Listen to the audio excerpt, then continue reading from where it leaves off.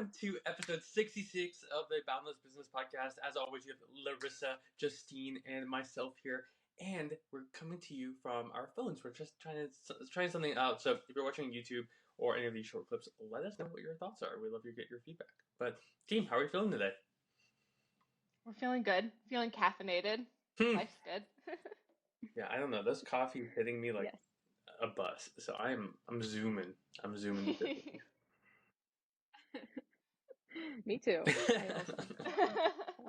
We're all hyper today, it seems I like. love it. I love it. So we're gonna have to focus this energy today. So Justine, what's going on? What are we talking about? Today we were talking about content creation for landscapers specifically. So a lot of landscapers might not know where to start when they want to start posting content. So today we're just going to really give them some basic tips for how to get started and some things to focus on and stuff like that.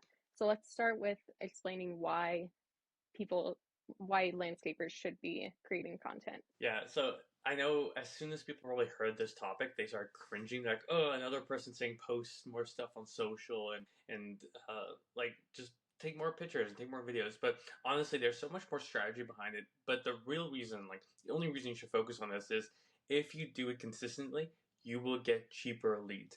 Some would even say close to free. Now, nothing in this world is free, but doing this is kind of like the old school going to networking events, except you get to do that on a much more passive level, as well as it's more evergreen. So that's all the content is. It's just showing who you are, the work you do, and the things that you care about, but it lives forever, which is kind of scary to think about, but kind of cool at the same time.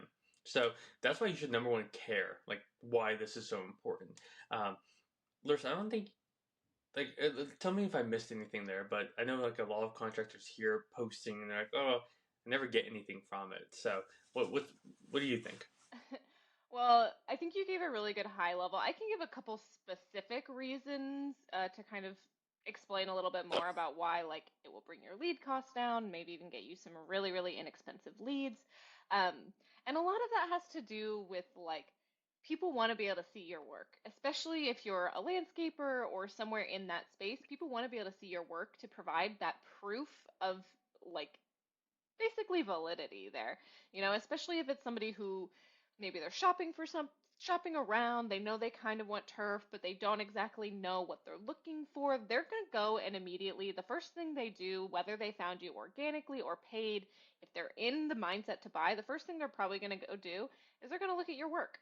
So I think it's good to shift the mindset of social media for, and anybody in these kinds of businesses to really shift it towards think of it as a portfolio, a public portfolio that anybody can search and that you can have, engagement on. But realistically, that's what social media is, and that's why it's really important. You want to have a portfolio of your work. Even if, worst case, you basically just treat it as a repository for all of the photos you've been taking so that when somebody asks you, because they will ask you, can I see photos of your work? You can say, yep, here, it's on my Instagram. It's all public. Go look at it and, take a look. That really helps showcase your expertise, establish authority, and really, it can help with other things too, but I would say that's definitely the biggest piece. Right. And that's going to help with new client discovery or with pushing current leads along, or maybe even current clients. Maybe somebody you've worked with previously would see a post that you've done and you'd be like, oh, I see you did this really cool light setup. I want that in my backyard. I know I've already worked with you. I trust you, but it also helps, show people what you can do, give them an idea of the quality of your work as well as, what they could expect. So I would say like that's the main reason, posting content is really important. And when we say content, there's a bunch of different forms it can come in. It can come in photos, videos. You could do written content as well, let's say blogs, email, whatever that might look like. I would probably recommend sticking to photos and videos largely. Like that should be a really big focus. Um, but content can come in a bunch of different forms. It's really about giving yourself a platform to speak from. Correct. Yeah, and to Larissa's point too, I mean, the only reason to really even focus on this is to further build expertise and further showcase your work. I mean, do you want to go to a dentist that's right out of medical school? or do you want to go, or like, dentist is a horrible example because I don't think anyone loves a dentist, but let's say I, like a person who does, I love my dentist, to be fair. I know you Dr. do. Greeting, if you're listening to this, I love you. You're a great We dentist. should clip this and send it to him. But yeah, he's a great guy too. So let's say that laser eye surgery, right? Do you want to go someone who's just out of residency, or someone who's been doing it for 15 years? Like, again, some people are going to go always with the cheapest option. Maybe the person right out, that's who they're going to go with. But some people are going to want to go with a proven track record. And let's say you're doing like a pool install with turf and pavers. If you show hundreds and hundreds and hundreds of pictures of jobs that you've done, it increases your credibility and will increase the value that they assume to that. Because people are buying certainty at this point, right? So that's a great way to further not just generate leads and, to Larissa's point, get new clients, but also in the future start raising your prices, because you can just turn around and say, yes, we've done pools. If you want this type of pool, I have 50 pictures of doing this pool specifically in your area. So yeah, it's great for attracting clients, pushing them new services, showcasing your work, building credibility, kind of passive leads, but also in the future upselling clients as well, into higher tiered packages, or increasing your profits by increasing your rate, by just showcasing all the stuff that you've done. Our next topic here is audience. So we've talked a lot about audience in terms of like sales, but you also have to identify your target audience when it comes to content. So let's kind of touch on why your audience is so important and how that can affect your content creation and what you're posting online. It all boils down to the foundations that we've all talked about, which is niche, offer, message, sales. Without knowing exactly who you're going after, you might spend a lot of time crafting like beautiful Instagram images and working on like these amazing Facebook posts. But let's say that you're doing maintenance, for instance, to college students, right? Facebook, Instagram might not be the place to go. Maybe TikTok is way better for that, or Snapchat, or something like that. So knowing exactly who you're going after, which for the vast majority of people, it's 30-year plus homeowners, tends to be more female. It's about 60-40 female male. I think in every area is different. And depending on even the service you want, right? Like backyard barbecues tends to skew more to a male demographic.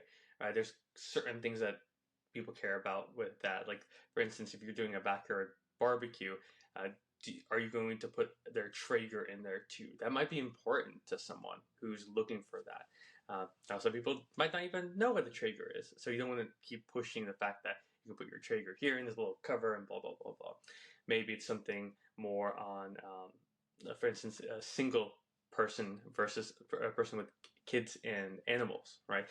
That's a whole different content strategy, versus the one who might have a bachelor pad or something like that. So the content is the success of your content is directly correlated to who you're going after and what you're going to create to actually move them to take that next step, whatever your next step is. Yeah, and to that point, it's also important to understand like how you put it together, for example. So, and I know not everybody in the world is super particular about, let's say, like colors, or maybe different, more like stylistic elements. Oftentimes, to include a lot of those elements would skew more female. Um, but it's important to understand who your audience is, because if, let's say, you're targeting, you want more people to get golf putting greens.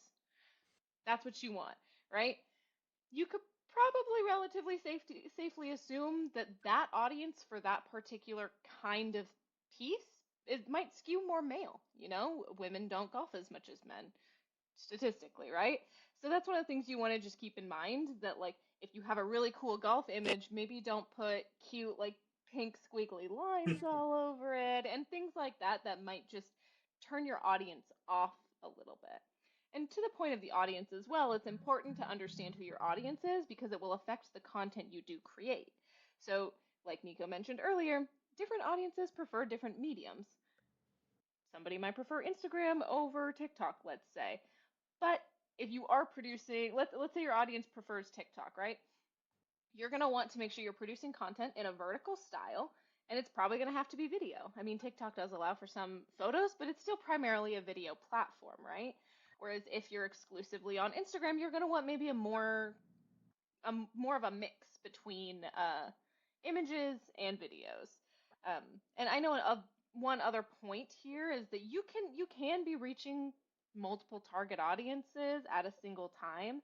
Keep that in mind, but try not to have too many chefs in the kitchen, right? You can if you're, let's say, a landscaper, you can sell landscaping services targeted towards pet owners and golfers. The two things don't necessarily have to be mutually exclusive.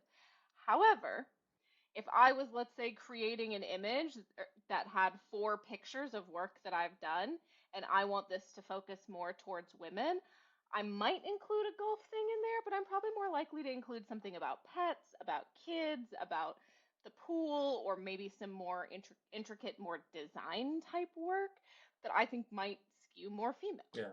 It can affect your design decisions in a particular way. And when I say this, you don't need anything crazy. You don't need any crazy software. You don't need anything like that. Use Canva, use the free version, you'll be fine. Um, you can drag and drop your images in there, they make it as easy as possible. But it will affect those types of things in terms of design decisions. Yeah. And this is a good kind of flashback to early Boundless Media when we when we talked about the 3 E's, which is, you want to engage, or let me back. The 3 E's is entertain, educate, and engage. So entertain, get their attention, right? With maybe highlighting your crews at work, maybe doing something funny, maybe it's National Landscaper Day, whatever that is. Entertain them, then educate them, right? Tell them why turf is better, why maybe you should do sod here, maybe why you should install pergolas here, and what not to do when selecting pergolas, and then engage them, right? Do call to actions on your posts so that you get people talking with you, not necessarily you talking to them, but talking with you. Engage them in the comments. If they ask questions in the DMs, answer that. Jump on the call. Don't be afraid to be human in this, because content is top of the funnel, and you want to move them to the end of the funnel, because that's where the deals close, the work is done, and the profits are made. Yeah. And Nico, I think you mentioned a really good point about being able to utilize content to show people, a few more aspects of yourself. Yeah. Keep in mind, you don't actually have to take social media super seriously. Not every photo needs to be incredibly polished. Not every video needs to be incredibly polished. A lot of times it's more important to show up than to have perfect images or perfect play or whatever. Focus on those types of things. And then the more you do create content, the better those things will get because you'll just sort of get a natural feel for it. But it's much better to show the process. So a great thing we've noticed with a lot of clients, and something that does help them get a lot of new work, is showing the actual process, right? Make sure you're showing, let's say, maybe you're posting to your Instagram stories and showing the before, the during, and the after. Make sure you're really showcasing those pieces. And that's another thing too. Think of social media, as we talked a lot about it being like a portfolio for your work. Think about it as almost like a real-time portfolio for your work that you can show future customers what you're doing today and have them build confidence in you, in your work, and in your decision-making ability as well. All those things wrap up into a nice little bow that will help you, as Nico mentioned earlier, increase your prices down the line. Yeah, a lot of it is just having informed leads and informed audience members. So doing anything you can to like educate them is super important. I know, Larissa, you mentioned not having the important, like, you don't need to have a polished photo or video, but we do have some tips for taking photos and videos for people who maybe have never done it before, because some people don't know where to start. So we do have a full guide that we will leave in the description of this video, but a quick rundown, I'll just go through this really quickly, is take photos either early in the morning or late in the afternoon. Anytime that the sun is not directly overhead is a great lighting, so that there's not like weird shadows or anything like that. So early in the morning or late afternoon. That's the most common issue we see, by the way. recommended. Your work can look amazing, but it's gonna look weird if it's like 3 p.m. and there's a shadow halfway across it, and then it makes like one half look really dark, and you can never get the colors to look quite right. Yeah, be careful about the shadows and the lighting in particular. That's the most common problem. Yeah, and that's something you can easily like look on your phone as you're taking the photo. Like if you see a weird shadow, okay, maybe wait until that shadow moves a little bit and Yeah, then take or the adjust photo. your framing So or you can whatever. kind of screen. Yeah, maybe do a different direction or something like And that. one quick note in And lighting, then, keep in mind you'll see sun flares sometimes. And everybody, I imagine people mhm, probably know what that is, but if you have the sun in your picture or maybe not even in frame, you'll often see like sun flares come in from the side. Those can really mess up the lighting and the color saturation of your photos as well. So please avoid any sun flares. yeah, definitely. Tip number 2 is to take a photo both vertically and horizontally, because like Larissa said, you might be posting it to a story or to the feed. A vertical photo will help you post to the story and make it look really nice and seamless, whereas a horizontal photo you can use in your feed. Um, and you can just use those two types of photos for different purposes, as well as video. You want that to be horizontal and vertical as well. And then my third tip is focus on the subject. So if you just installed beautiful artificial turf, make sure that is the focus of your photo or your video. You're not like focusing on the house that you had nothing to do with. You're focusing on the yard or the thing that you built. So make sure that that's the main object in the photo. And then for before and after photos, which perform super well for landscapers, so we highly recommend doing those. We recommend taking the photos from the same angle. So if you take the before photo from one angle, make sure to take the after photo from the same angle so that they, are a good comparison of showing the difference of what you did and what you And accomplished. if you look on the ground wherever you're taking the photo and look for almost like landmark is not exactly the right word, but look for a point that you can remember. Maybe it's where two pavers come together or like in a specific spot. If you can take that photo from the exact same spot before and after, that's even better. Because if you, and think about this from like a client perspective, right? If I want to see if I know what my yard looks like now and it's not how I want it to look, I want to see the transformation, right? It's a lot easier for me as a prospective client to see the transformation if it's like a true side by side. If it's a true like, oh, I see this is a similar angle, maybe it's a similar time of day. I can look at different landmarks in the photo to help me identify that it's this actual same house and that this isn't like trickery or something or creative editing maybe. So keep in mind those pieces too. You always want to make sure, let's say, like if there's a fence or something in your yard, that can often be a good landmark, or maybe even if there is like a particular window or a pool, make sure you are showcasing those landmarks clearly side by side and similarly framed in a before and in an after. Hopefully that made sense. Yeah. Yeah, I think that makes sense. So one last tip that we have is to include your customers in your content generation process. Ask them for reviews. That can be super easy content to just throw on a quick graphic and post on your social media. And that also adds to your expertise and credibility. And we talked about including that in the sales process a couple episodes ago. So that's our last tip. Anything else you guys want to talk about before Yeah, we the wrap biggest it thing up? is definitely for the content side. We talked a lot about strategy and everything, but make sure to check the description below so you can get that document. Justine's put a lot of effort into that. And if you have any questions about like both the strategy and like ideas for content, we're gonna be posting a lot more about that in the next couple of days. So definitely message us if you have questions, but definitely feel free to steal ideas and what's working with us because we're doing this for a specific reason. And if you have any questions about how to increase leads, let's say content is just not doing it justice and you need more leads because you want to keep growing and booking more estimates and getting more reviews, then let us know at nico@boundlessmedia.com or we're Boundless Media all over. And our sister brand is Landscaper Marketing Pro, specifically focused on helping landscapers land 15 to 30 more turf estimates every single month. So if you have any more questions, let us know, but have a great rest of your day. Peace.